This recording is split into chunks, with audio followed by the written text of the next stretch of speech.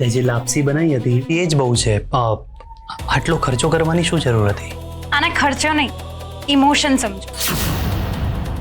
ચાલો આપણે cake cut કરીએ. ચાલો. અને આ લો, આ તમારી માટે.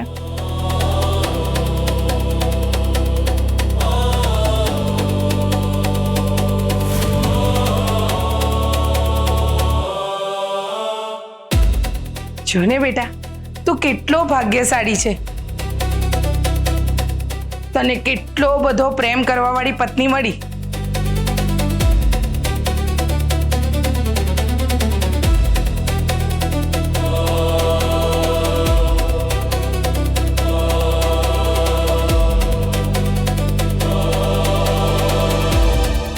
માધુરી, મારા માટે લાપસી ગરમ કરી કે નહીં?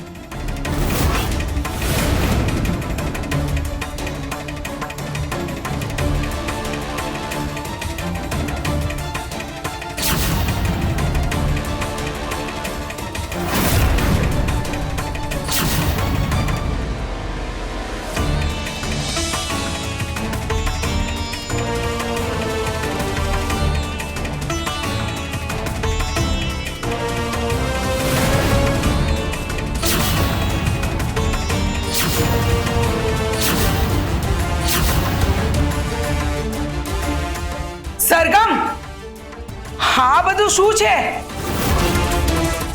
આવા કપડાં પહેરાતા હશે? કેમ? શું ખરાબી છે આ કપડામાં? શું સારું છે ને એ પૂછ. નિર્લજતાની બધી જ હદ વટાવી નાખી છે તે તો. હું કેવા કપડાં પહેરીશ અને કેવા નહીં પહેરું એ નક્કી કરવા વાળા તમે કોણ?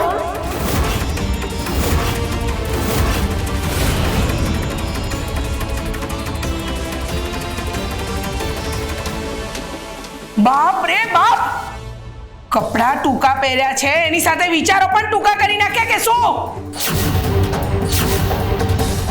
આ વડીલો સાથે કેવી રીતે વાત થાય એ ભૂલી ગઈ છે. અને હું કઈ નથી બોલતી એટલે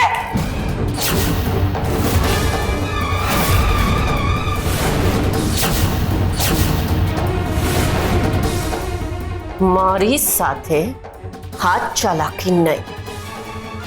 છોડ.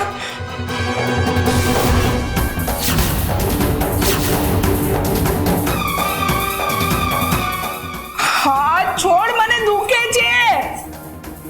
આજે જે મારા ઉપર હાથ ઉપાડવાનો પ્રયત્ન કર્યો છે ને એ બીજી વાર ના કરતા,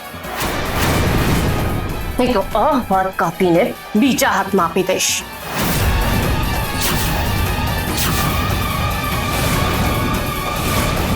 સરગમ, આ શું છે? મોટી બા, આ છે નવી સરગમ.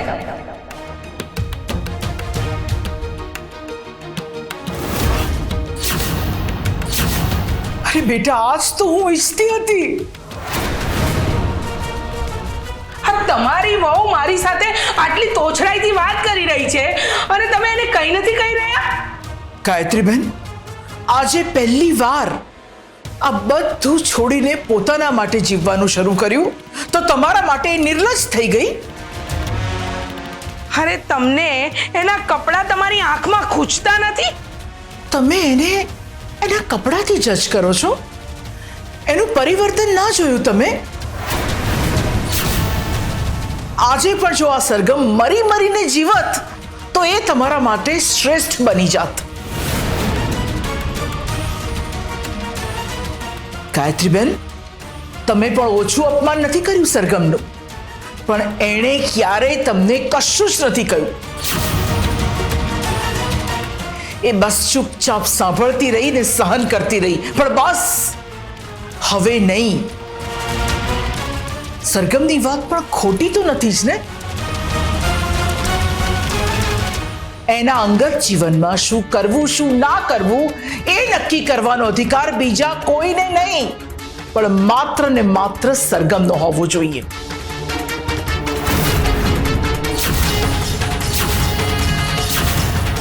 મોટી બા, હવે રહેવા દો ને. કદાચ હવે સમજી ગયા હશે. એક વિધવા સ્ત્રી આવા કપડાં પહેરીને ફરે અને કોઈને કઈ ફરક પણ ના પડે? હા, તે વળી કેવી રીતે ચાલે? કેમ કેમ ના ચાલે? શું એક વિધવા માણસ નથી હોતી?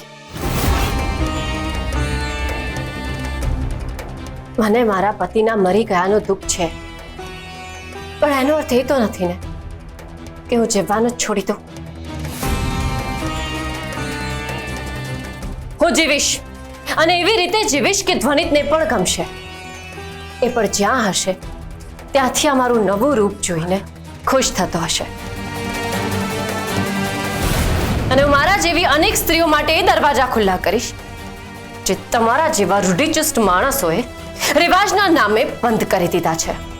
અમે રૂઢિચુસ્ત નથી, સંસ્કારી છીએ. અને સંસ્કાર, હા, તમારા સંસ્કાર માણસને માણસ નહીં સમજવાનું શીખવાડે છે.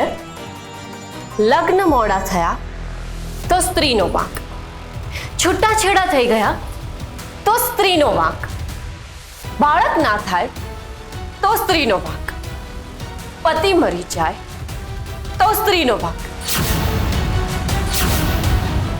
અરે બળાત્કાર થાય તો પણ સ્ત્રીનો જ વાંક. બધામાં માત્ર ને માત્ર સ્ત્રીનો જ વાંક. સમાજે છે ને એક માળખું બનાવી દીધું છે કે આદર્શ સ્ત્રી કોને કહેવાય. આદર્શ સ્ત્રી તો એને કહેવાય જે બિચારી કશું બોલે નહીં, કંઈ પૂછે નહીં, કંઈ જુએ નહીં. અને જો કોઈ આ માળખાની બહાર જવાનો પ્રયત્ન કરે છે ને તો એ તરત જ બની જાય છે ઉલટા, કલંકીની, હપશુકન્યાળ અથવા તો ચારિત્ર્યહીન.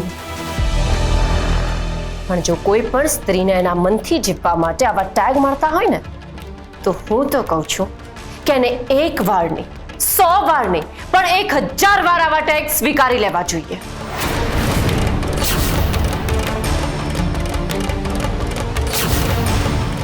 પણ જીવવાનું ના છોડવું જોઈએ. હવે તો હદ થાય છે. આ ઘરમાં જો મારું કોઈ માન જ ના હોય તો અહીંયા રહેવાનો કોઈ અર્થ જ નથી થતો ને. હું હવે જાઉં છું. હવે મારે નથી રહેવું. ગાયત્રીબેન, શું કરો છો? વાત તો સાંભળો. છોડ મીરા, મને મારે જવું છે. છોડી દે, અરે છોડી દે કીધું ને. ગાયત્રીબેન, ગાયત્રી આંટી, ગાયત્રી માસી,